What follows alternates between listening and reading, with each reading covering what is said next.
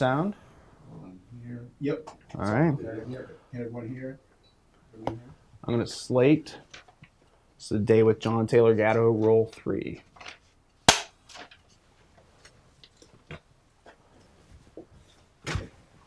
Start with dropping my handkerchief. When we left off, we were talking about how the committees were investigating the foundations. So there was a Cox committee, there was a Reece committee that were looking into the origins of the education system and what is it really doing versus what do people need to survive and thrive in this world. And they discovered there was a more than a crevasse, more than a Grand Canyon. There was a gap between what we need to survive and thrive and be successful entrepreneurs pursuing the American dream with a real hope of attaining it versus being a servile class. And these committees kind of snapshotted and said that there's some foundations and there's some things in action, and they're trying to evoke real change, and they're going after our children. They were puzzled because they detected an agenda, but they couldn't figure the agenda out. And with the second commission, the Reece, a firestorm broke loose. In fact, Reece was never able to finish, thanks to the chief counsel. Was that Cox? The chief counsel, well, I know there was a lawyer involved with the Reece Committee, Catherine Casey, who was the lawyer sent by Norman Dodd to go into the archives of the Carnegie Foundation. And after being brought up in a traditional status quo education, she went there and saw the actual minutes and the words of these men in these meetings planning on how to take over this country and to take over the diplomacy and power of war. Was Dodd the chief counsel for Reece? Dodd was the chief researcher, and he was out of J.P. Morgan earlier, and he had said, you guys need to return to sound banking, and they said, Norm, we're going to let you go. And then Carol Reece had called him up and said, Norm, we want you to head up research because we think what they were describing as communist activity from my research, like in the comprehensive sense. Well, they didn't see clear.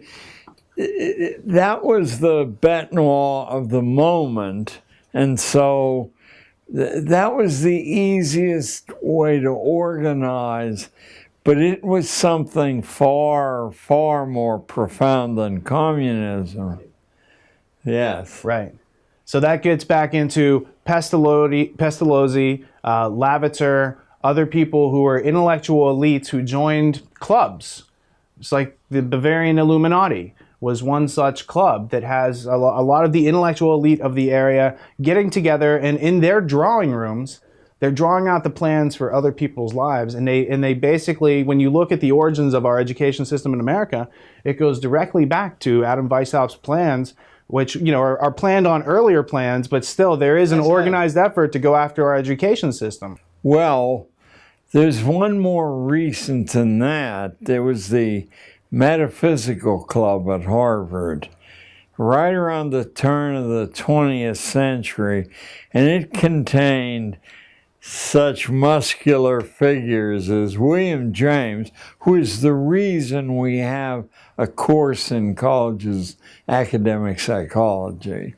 That's James Prestige brought that in, and James was a kind of, he had a ligature to Wundt, although Wundt intimidated James a bit because he wrote so much and so copiously about everything. But in the Metaphysical Club, besides William James, was John Dewey, Oliver Wendell Holmes, and a number of other of the shapers of 20th century American institutions. The most important figure, though, is not known to many people. He's perhaps the last major philosopher human history has produced. It's pronounced Peirce, but it's spelled as if it were Peirce. Charles S. Peirce, a strange figure, a part-time lecturer at Harvard, created the pragmatic philosophy that William James was probably the chief distributor of. But your key man's Peirce, because he's much less, how would I put it? He's much more direct than James. James comes from a long intellectual tradition, a genteel tradition, and in a sense, James knows just what to say in every situation. Peirce is very nakedly describing that pragmatism, he doesn't make this connection, but I have, it's very similar to the Old Norse religion that said, praise ice when crossed, a woman on her deathbed. In other words, no predeterminations until you see performance. Peirce said that truth and justice flatly do not exist. This was picked up, by the way, by Oliver Wendell Holmes, who then said truth and justice are what the strongest members of society say they are, and any sane judge decides a case before he hears the arguments, because you don't want to rattle the framework of society.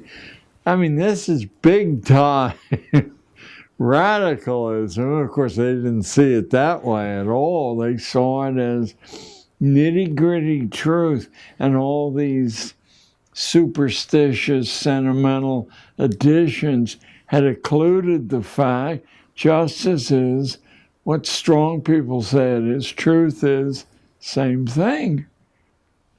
So that's an evolution of Kantian philosophy, where they remove cause and effect, and then their irrationality can be rationalized. Yes, of course they left out Kant's.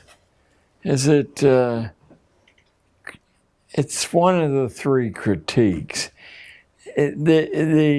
Probably the best intellectual defense for the existence of God is from Kant.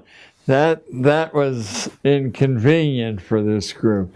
But pragmatism, if you now connect pragmatism with the concept of justified sinning from Calvin, you have an absolute blank check in any situation to invent truth, invent justice, sacrifice biologically inconsequential people, and invent any excuse for doing that you want. Seems to me that's been the driving force in American affairs for a long, long time there. But interestingly enough, it's been the driving force of an intellectual elite, I believe, through history. It's just they didn't have the dominance the technology gave them.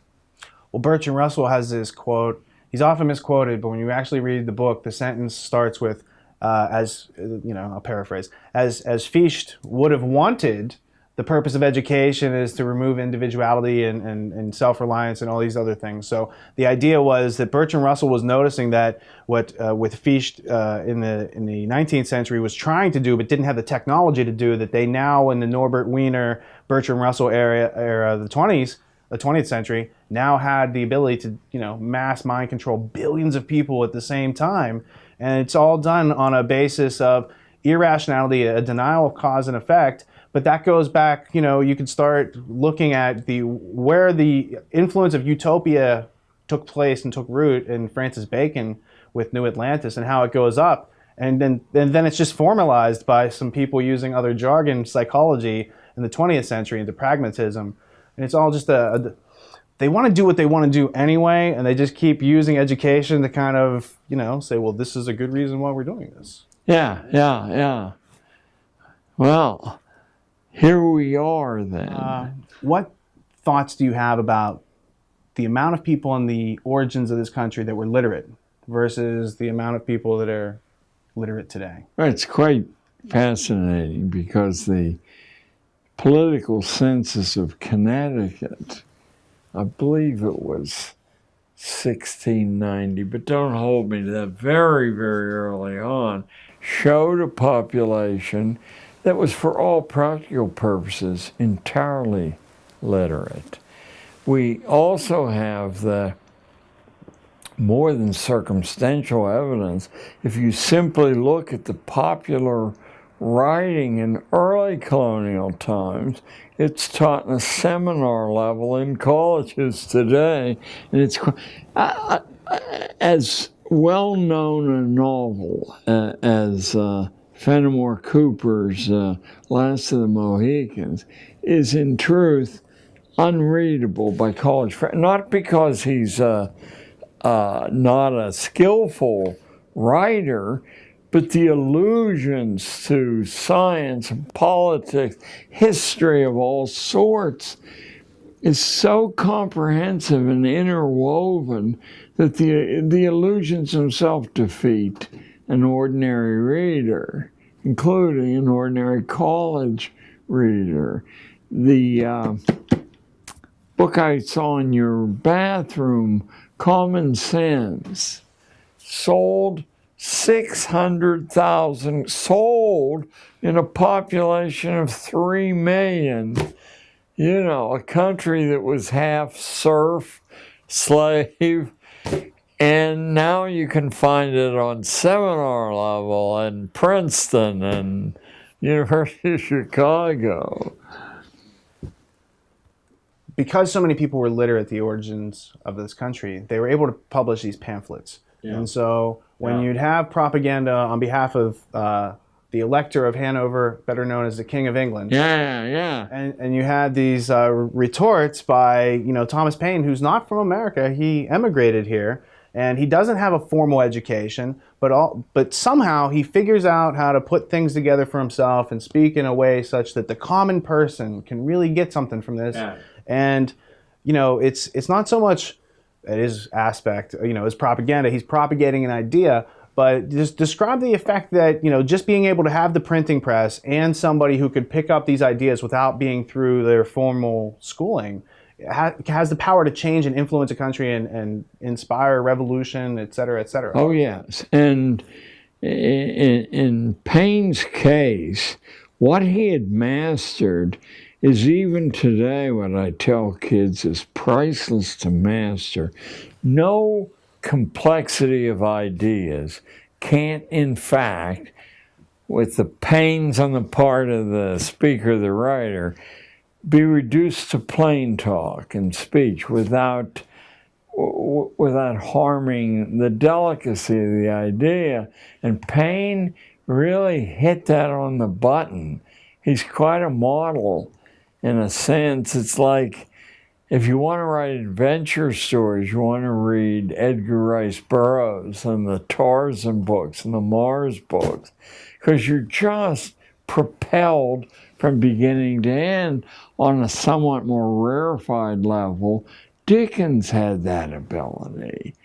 And of course, it could be distributed wholesale, but doing that would hand weapons to people you don't want to be able to be heard.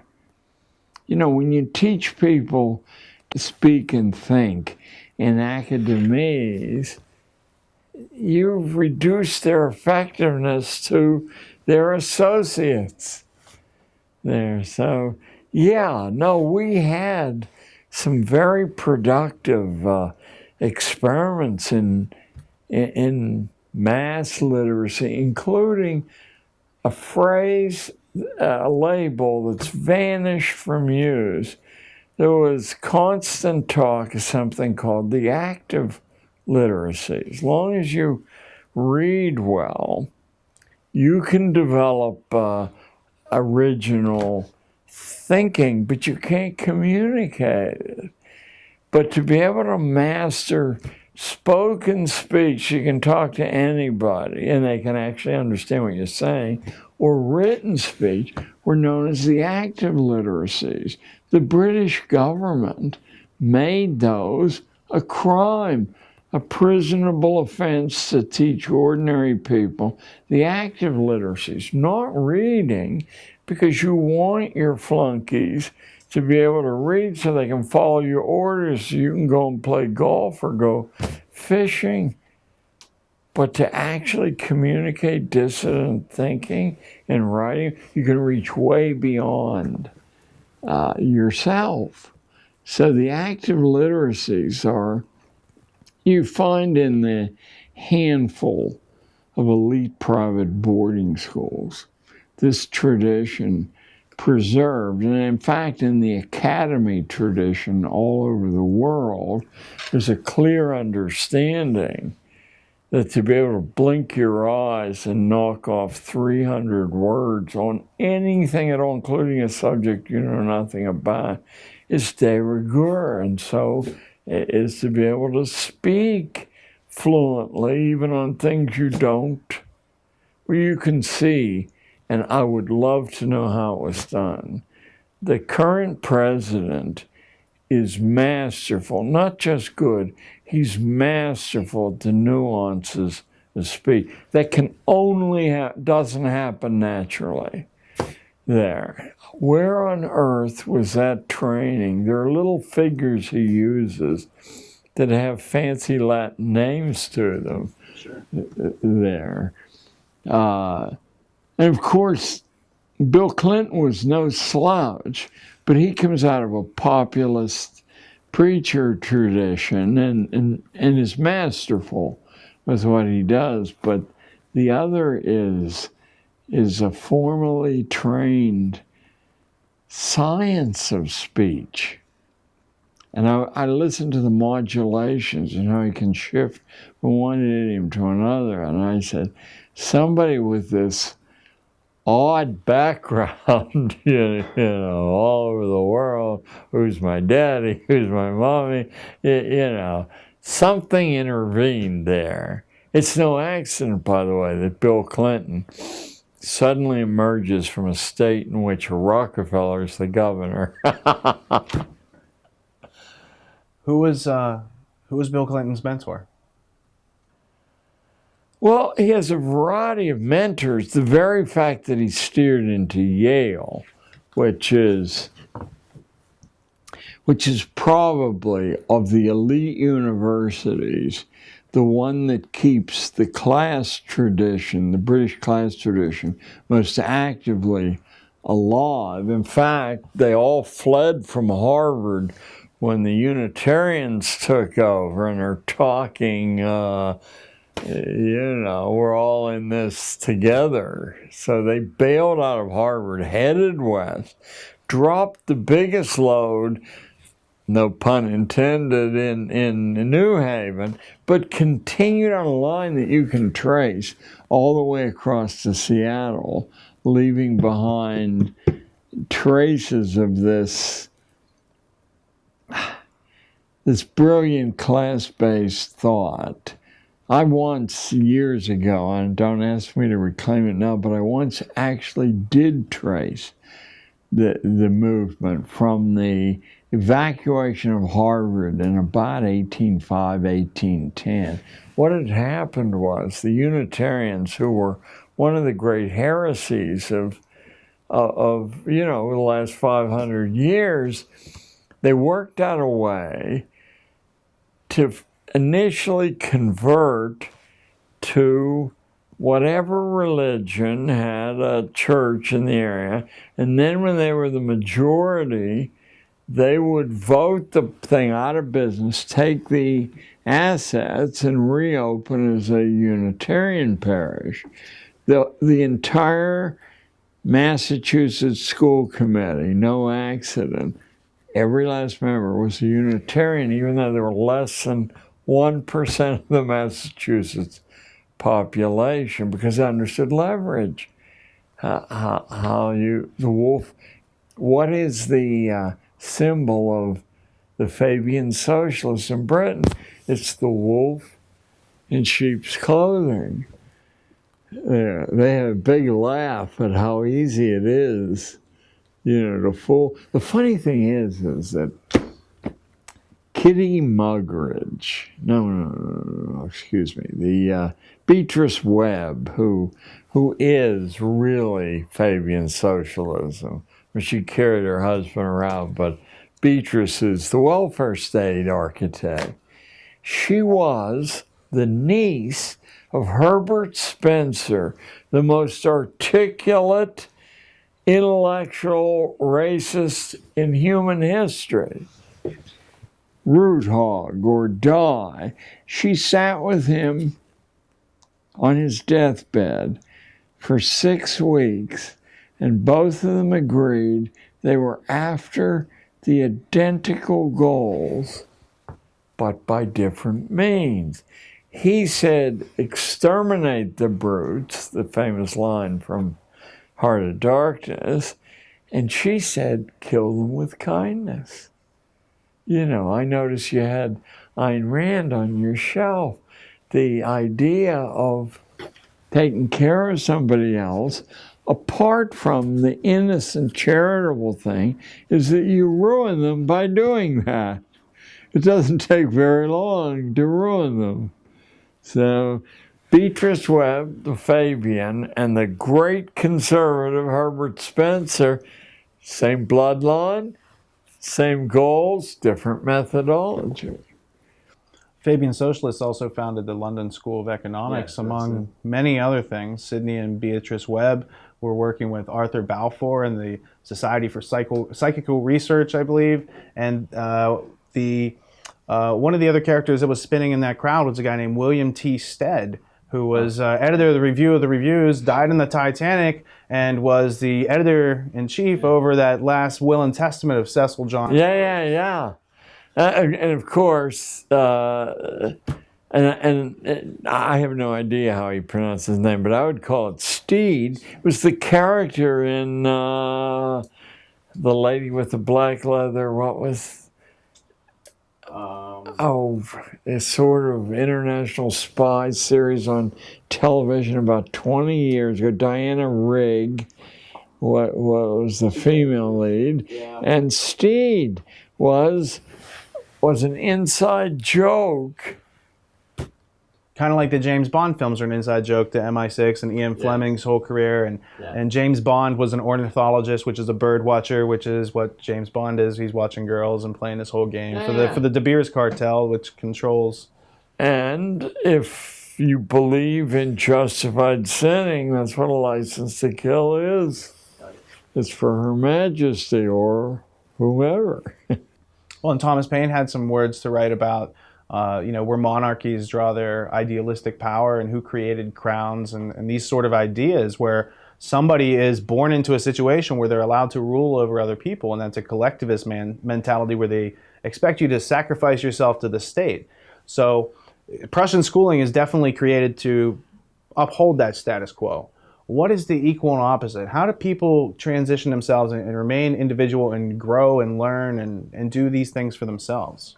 Well, I think there are a variety of smaller inspirations. Besides the fact that if you and I are correct, it's the natural instinct of people who've sort of been made aware of the life and the arc of a life. But oddly enough, the Congregationalists are the little white-spired, beautiful churches that once I believe you couldn't vote in this state unless you were one. They taught that the Presbyterians, as Milton said, new presbyter is but old priest writ large, because they met together once a year. And he said, that will ruin you, having this collective mentality. The congregation is sovereign in a real Congregationalist church. I don't know how they've mutated through history. And the minister is simply, the official of the moment to organize the back and forth. But the minute the minister becomes cheeky or out of line, out he goes, and usually if he asks for more money, because the minister is a functionary, the congregation gets the word directly from God. This is, of course, Martin Luther's enormous breakthrough, which he couldn't sustain.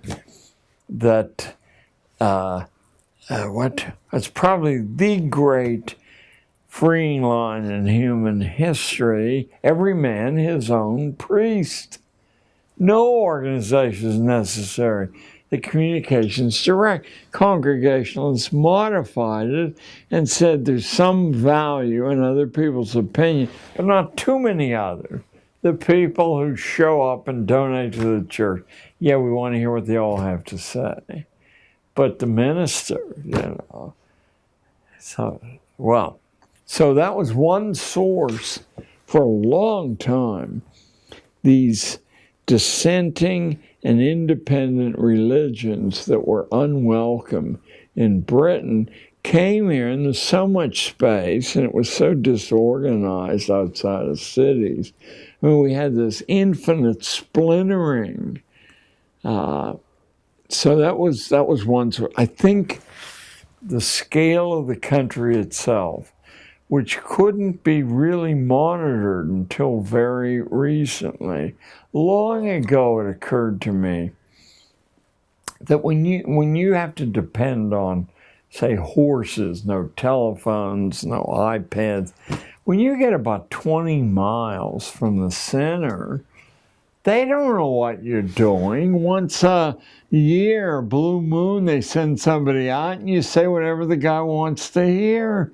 Back goes, it looks like everything's cool. That's how we had. There are no continuous governments in human history. None of them last very long, and I'm sure it's because this ferment on the fringe, which isn't very far away, eventually is fatal to the idea that the hierarchy must be preserved. I think that's just a sign that there's so many people in this country. When things can get that obviously irrational, that there's just no intellectual self-defense. There's no one left to form, a sentence, let alone a paragraph, let alone have the power to get it printed in front of millions of people anymore. And that's what I noticed. And no editor would dare print it anyway for fear the ads would dry up. Senator Oscar Callaway in 1917 addressed the Congress, and he said that the J.P. Morgan interests, the shipbuilding, powder interests, had all gotten together and bought the top they placed editors at the top 25 newspapers in order to control the content on political policy and military policy. So that was really the declaration, the first origins of the Council on Foreign Relations, which goal is to kind of control and mold the minds of the masses using official experts and historians. And so these clues won't leak. How about Harry Truman's speech before the U.S. Senate in 1942, denouncing the Rockefeller interests as traitors because they were selling oil to both sides. What he didn't know was that the Krupp cannon makers were doing the same thing, making the German cannon, selling them to the French or anyone else who would buy them. They had already become a virtual global society. But Truman's denunciation of the Rockefellers on the floor of the Senate, you would think that would be just elementary sharing with generations of school kids. No, doesn't exist for all practical purposes, unless you're willing to sit in my generation, sit in the library stacks and go through. I did that in Columbia. I said, I'm going to find out. Oh, no, I'm going back to 1958. So I got a stack pass. I've heard about stack pass. I'm down like in the 6th level. There's these huge stacks of popular magazines. He said, I'm interested to find out what the popular newspapers and magazines said about the Second World War before it started. For like the 90 days before it started. Let me tell you, to a publication, there not only was a certainty there was going to be war, But no worry at all. They all agreed that there was no ability on the part of any potential enemy to sustain a war, that all the gains would be right away, then they couldn't replace their losses. I noted that Quigley said, not only did the British start the war with a larger air force than the Germans, and more advanced technologically, but they could replace their losses and the Germans couldn't, and the Japs couldn't at all. So they ended the war with the same plane they began the war with. Well, this was understood before we had a war. This is a good way to get out of the Depression. Good way to cow dissidents in the population always is to declare a national emergency. Then you have an excuse for foreclosing freedom of speech. What did Quigley do that was so unique or remarkable that no one else had done before? Well, what Carroll Quigley, the head of the Foreign Service Department at Georgetown University, no marginal school, what he did was use his invitation to be the only human being ever invited to view the files of the Council on Foreign Relations, and I believe its predecessor also. What he did was to actually write a major piece of nonfiction. Must be 1,300 words long, pages long. Fairly small print, and he made the fatal mistake of being a superb writer and thinker, so that it's accessible to anyone who gets a hold of a copy of the book.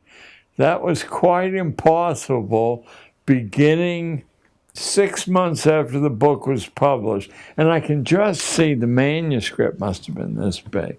So an editor asked to vet the thing and make sure, yeah. And after all, Georgetown, this guy's safe. Out it goes. Macmillan publishes it, sells out instantly. And any conspiracy theory you've ever heard of is documented, only not as a conspiracy theory. Gives you the name, the date, the time, the actual letters. Oh, good God. Well, somebody got hung for that. Macmillan broke the plates, told Quigley there was no interest in the book at all, broke the plates so it couldn't be reprinted. Quigley's on a tape recording right at the end of his life that's stored down in Georgetown in the stacks, saying that they lied to him, that they had tons of who wouldn't want to read the book. I spent 6 months looking for a copy of the book and finally found one in the rare book room at New York University and had it stolen. And then a couple of months later, because I'd looked in so many cities, I got a call, mysterious call, from a fellow, I think he turned out to be a dentist, had a radio show. Who is? Okay. It's Stan Monteith. Yes, Stan Monteith. He said, I understand you're looking for, well, I said, do you know where? Yes, he said, I have some copies. Of course, he had reprinted the copies.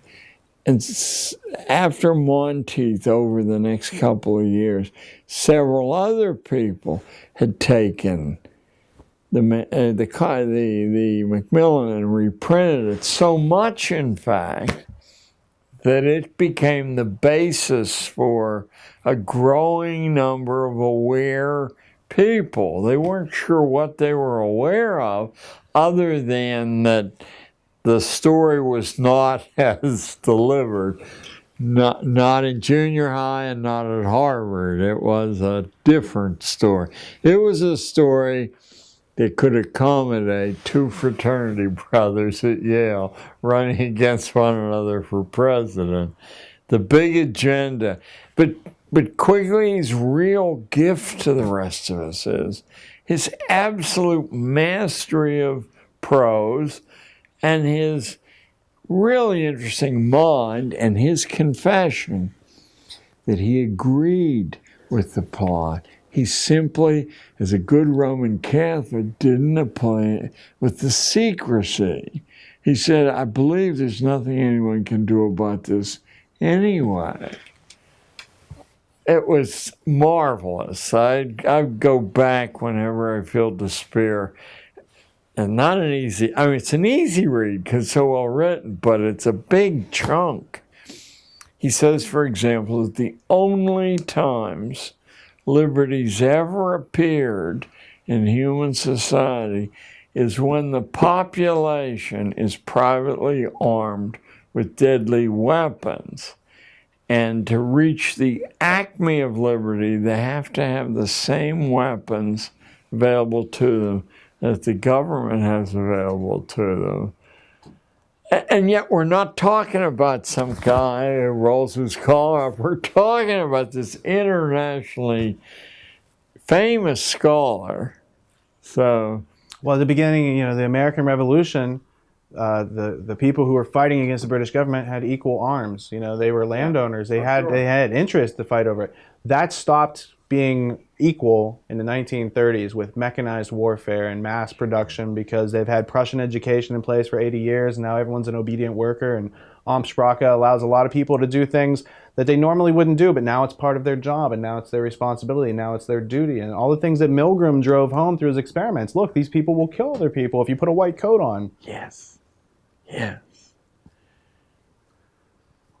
Well, it's quite exciting. I mean, it's a hideous turn in human history, but it's quite exciting. The comprehensive surveillance mechanism prevents local groups from developing armament. These Arabs have done the only thing of which there isn't a successful defense, and that's to blow, just what the Japs did at the end of World War II, to blow themselves up, to blow babies up, to blow, not women very often, but still they're beginning to appear as human weapons. What you can do is suppress that activity, but you can't do it and say, this is a free society and we're all in the game together. There are 4 copies, I think, of Tragedy and Hope around. Have you seen the first edition?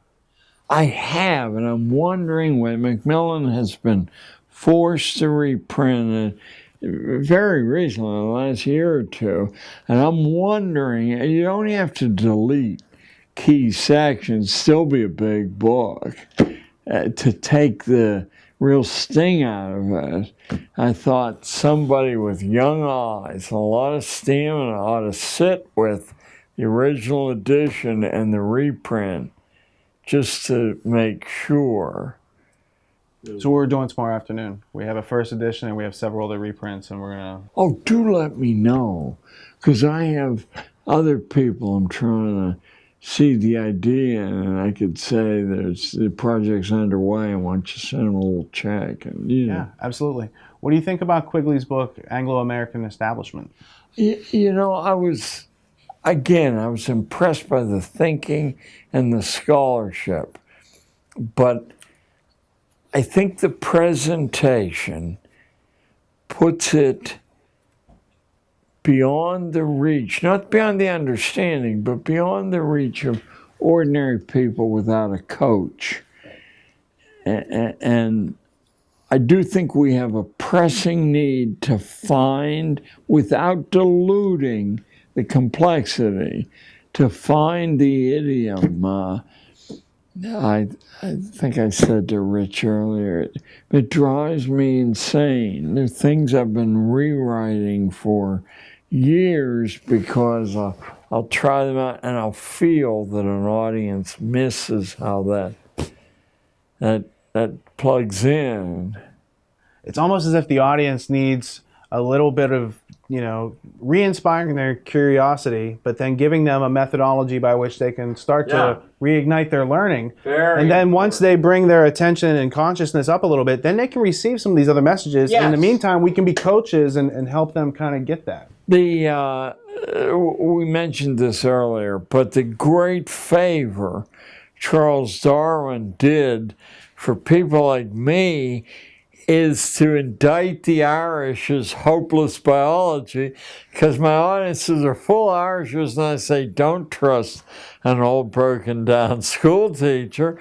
Pick the book up and go to the Irish sections, because it's unmistakable, his scorn and contempt to dismiss them as irredeemable.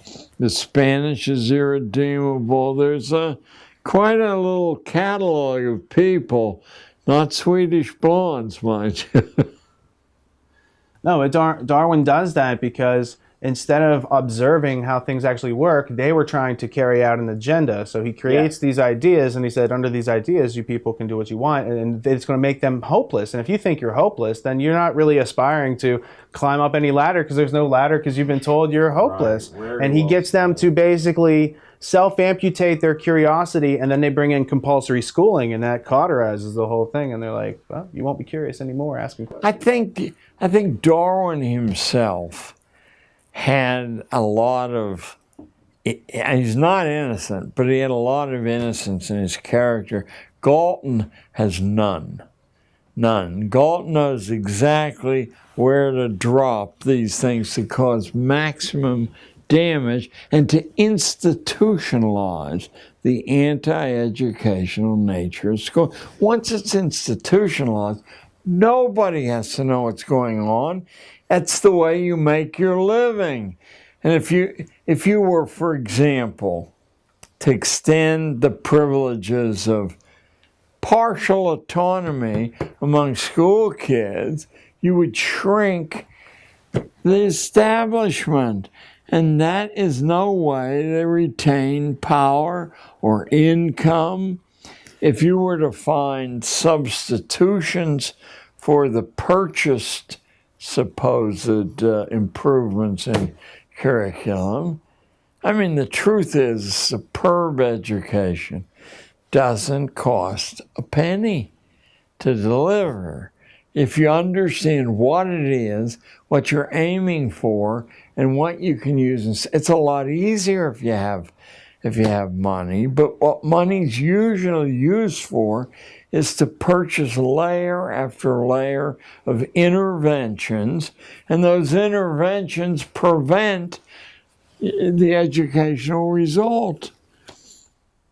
Compare and contrast how Adam Smith felt about money and the earning of it to sustain oneself versus today, where it's just earned to buy more and compulsory, status. What do you say? So status symbols, conspicuous consumption. These ideas. I must tell you, I used to be enough of a favorite at the Cato Institute that I was named the Secretary of Education in their shadow cabinet. That has to be, that's when, did you know Marshall Fritz? No, I don't know Marshall. Okay, he was a legendary member.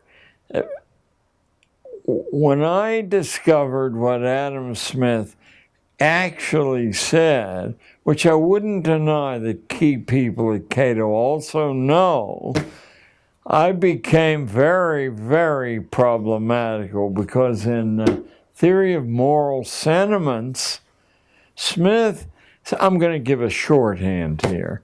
Smith says that to spend your time making money as a mark of insanity, and what it'll buy you is a bad life. But we should be grateful to the people who do that, because they assemble capital, they pay the biggest price, and they create, improvements for everybody else.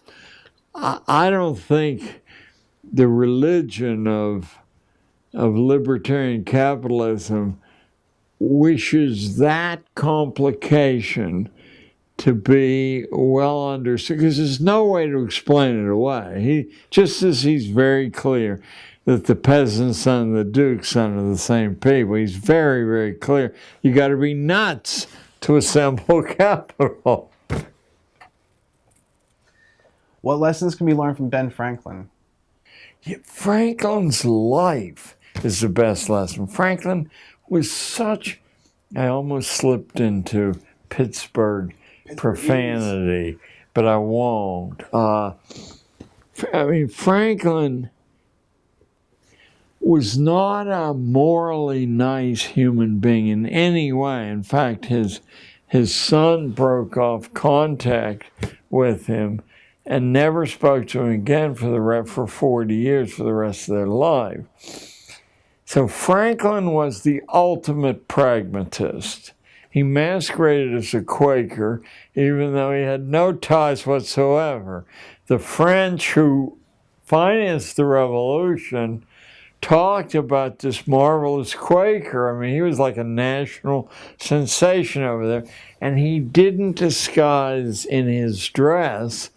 I mean, he camouflaged himself sort of. He always walked a line where he could justify what he was doing. But his life is evidence from a huge, they're probably a lower middle class family, a candle maker. They always had food on the table. But his autobiography is worth its weight in gold many times, because he explains how you can introduce the highest level curriculum imaginable to 10, 11-year-old people. That his father, who had no touch with, scholastic theory, would bring in every night a stranger from the street, set an extra place at table so that the, in-house culture could be infused with fresh input there.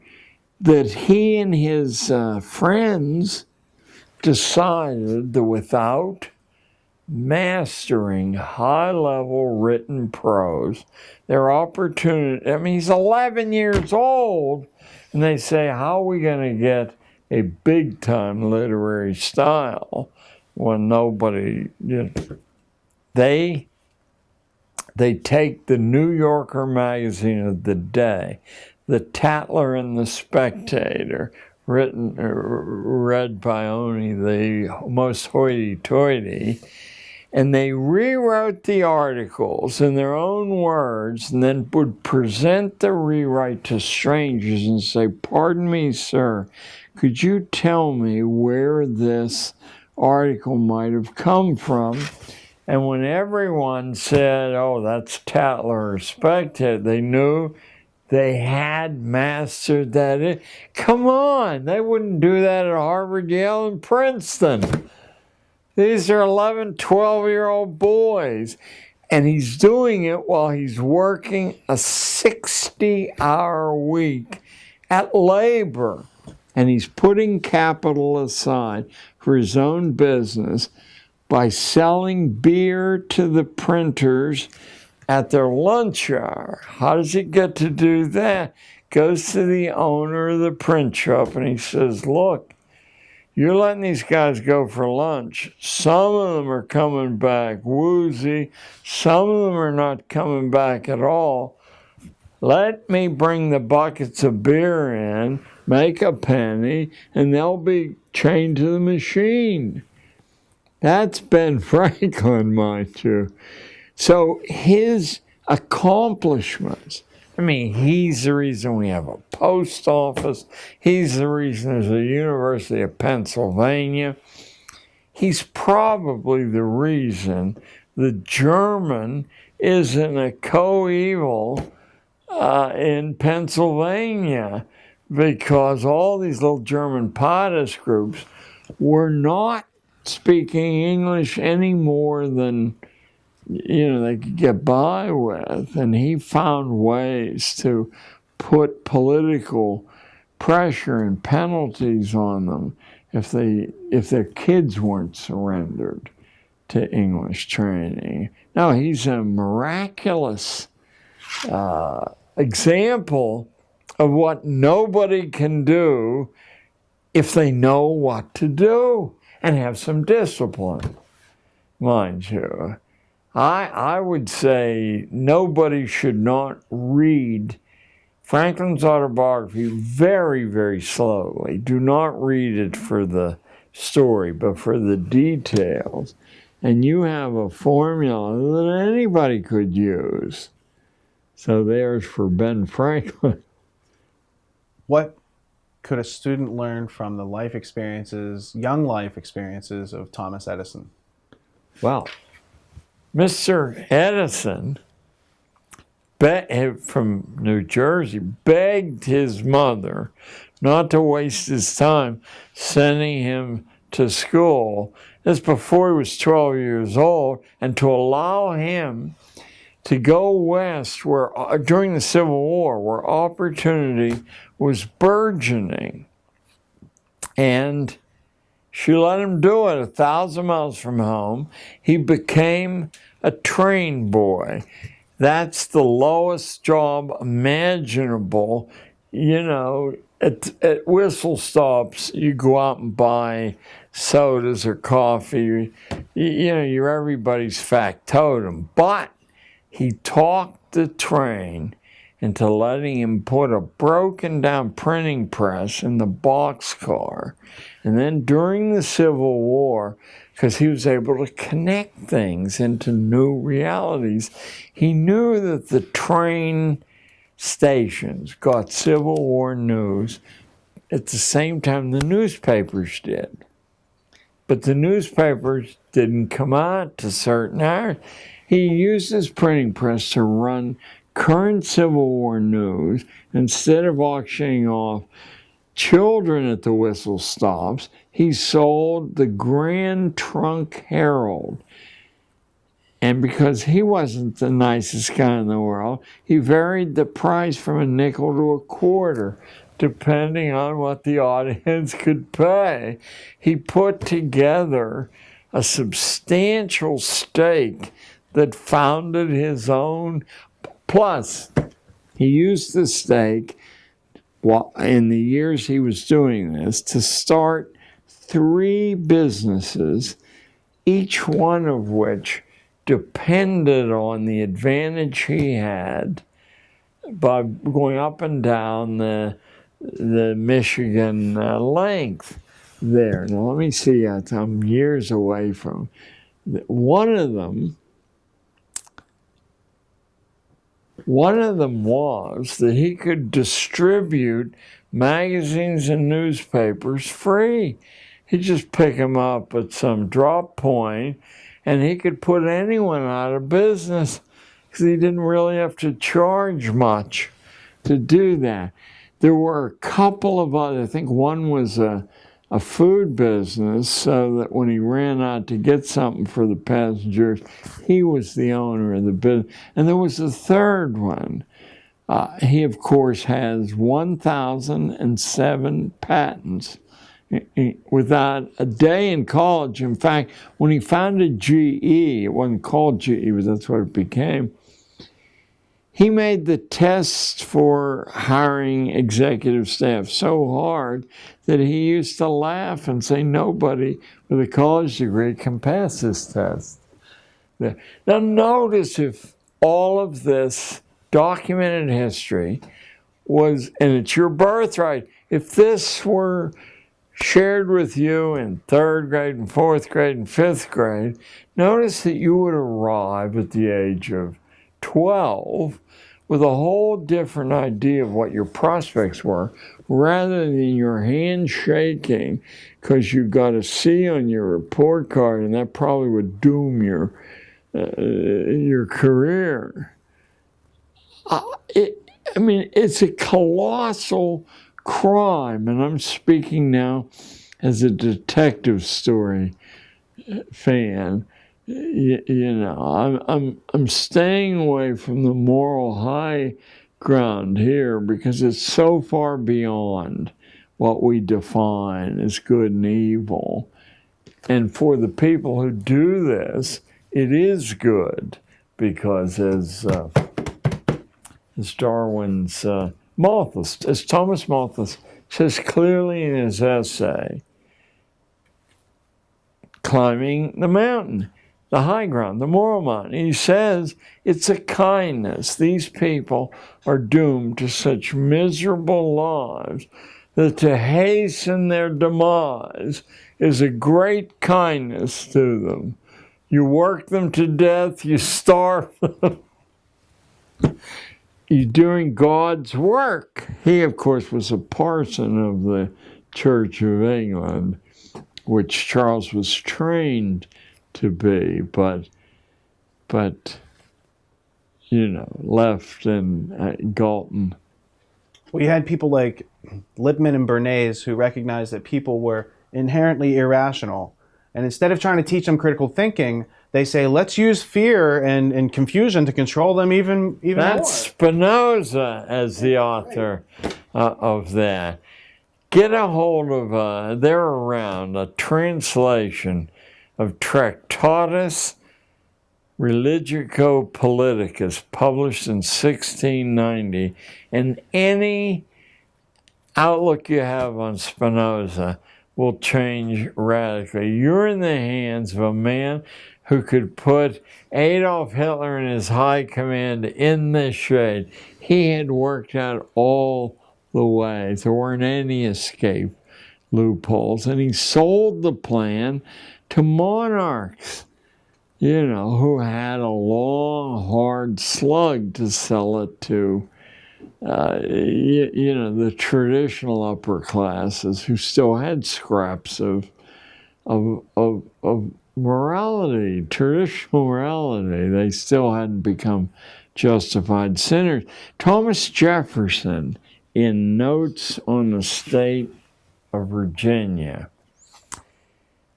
he's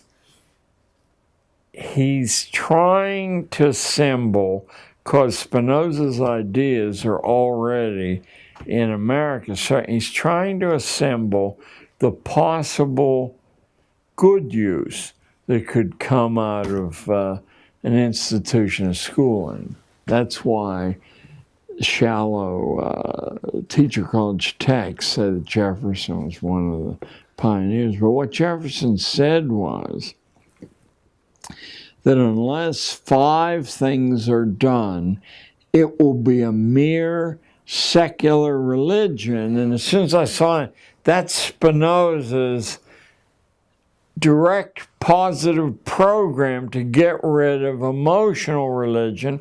That's a wild card. Secular religion's okay. I mean, that's what the Church of England is. Wasn't inspired. Men sat around in committees and figured out what God would want. We have 1 minute left on this tape for today. My question would be, in the last minute, who was Niccolo Machiavelli, and why should every school child take a gander at what You've got to take a gander at Machiavelli. Machiavelli was a Florentine at a time when Italy wasn't a unified nation. It was a collection of powerful city-states, or at least some were, and Florence was one of the most powerful, but it had important rivals. And Machiavelli, he was a middle-level politician, call him. And he was ambitious.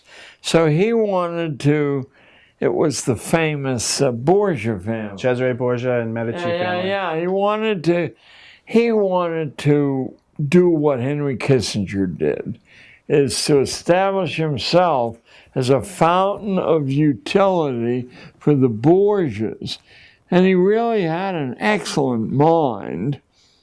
And it's hard to tell what his character was, because he has other books that are rather morally grounded. But for the first time in history, the secrets that have been talked about in drawing rooms, maybe leaked a little bit like Hobbes' Leviathan there. Suddenly it was an unbroken presentation of how the prince should maintain and enlarge his power there. It electrified the planet. First of all, the people who already knew these things were ticked. And the people who suspected them were put in a moral quandary, a bind. Now it would be a deliberate choice. But for the great unwashed and for the religious power that represented them, here was, and his name was, after all, Nick. Here was old Nick saying here, you know, we could give us 10 years and no one could pass through school without being aware of these high or low points in the creation of their own society. Then at least they would have choices. And I know some would choose to sell out, but others, because of that romantic quality in the young, you know, that's why we send them over to get blown up, you know, would they do what they did in the 60s? It's a turning point in American history. After national policy. That tape end? Mm-hmm. All right, we're gonna turn the lights off. You can continue talking. I'll just mark where we are. This probably ought to be on. But remind me tomorrow, I'll do this. After national policy was contradicted by the riffraff in colleges and high schools, word went out that was never to happen again. A group called the Trilateral Commission published a book they subsidized at NYU. It's worth picking up. It's called The Crisis of Democracy, 1975. And in shorthand, the crisis is, if the people take it seriously, we've got trouble on our hands. So we've got to hide power and how decisions are made even more rigorously than we've done in the past. Just like Hobbes said power is never where it seems to be. Not most, it's never there. Those are always the, you know, the flag catcher. If only Hobbes was writing for the average person, if only the person was literate, if only they had critical thinking, so that when they were so that their literacy didn't make them a slave. Yeah, or make them think of people like Hobbes. Oh, it's just another book. It's man's book. Yeah. That's his opinion. Well, he was the advisor of the king, and the book stayed in print, you know, for 450 years. There's actually, in the great book set, it's in with Machiavelli and Hobbes, in volume 23. From that set over there. Not the Harvard Classic thing. It's the great books of the Western world. Oh yeah, put together by Chicago. Right. I was accepted to the University of Chicago when I was a sophomore in high school, and my mother wouldn't let me go. And my uncle, who graduated from